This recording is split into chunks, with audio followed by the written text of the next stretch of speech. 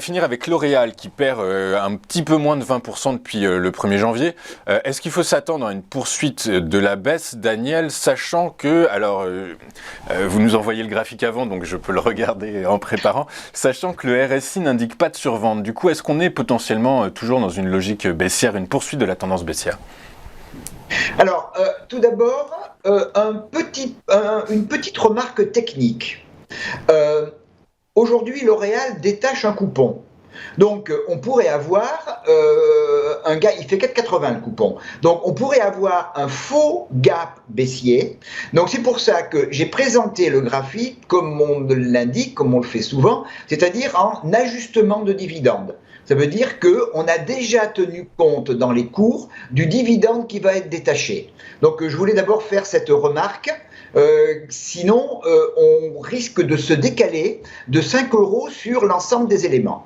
Alors, L'Oréal, ça a été une des stars avec le secteur du luxe depuis la fin de la baisse pandémique en mars 2020. On est venu jusqu'au début de l'année sur des records aux alentours de 430 €. Et puis, on voit tout début janvier, on a décroché, on a ouvert un premier gap baissier, qu'on a confirmé un petit peu plus tard sur le mois de fin janvier, début février, un deuxième gap. Et les cours sont venus trouver, au début du mois de mars, un support autour de 320, 315, 320. C'est-à-dire qu'on a quand même perdu en 2 mois, on a perdu à peu près 25% sur la valeur de L'Oréal, ce qui n'est pas rien. Une consolidation qui nous a amené aux alentours de 360 €. Et puis, eh bien, on n'a pas réussi à aller au-delà, on n'a pas réussi à reprendre le gap autour de 380 et on est reparti à la baisse et on a même réouvert récemment un nouveau gap baissier.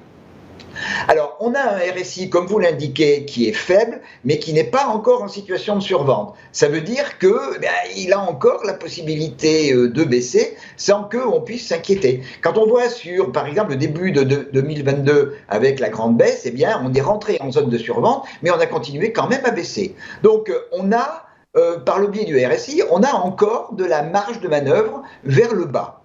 Alors, ma tendance, eh bien, elle est malheureusement sur L'Oréal toujours plutôt baissière et les niveaux de support que l'on a en dessous du niveau actuel, eh bien, c'est dans l'ordre 327, 322, 308, 03 et puis une grande zone de polarité support autour de 296.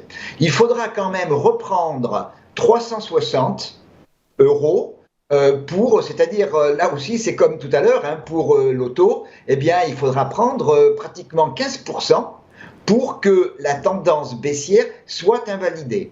Donc bien il y a une vision sur L'Oréal pour l'instant, ma vision n'est pas forcément optimiste comme vous l'avez compris.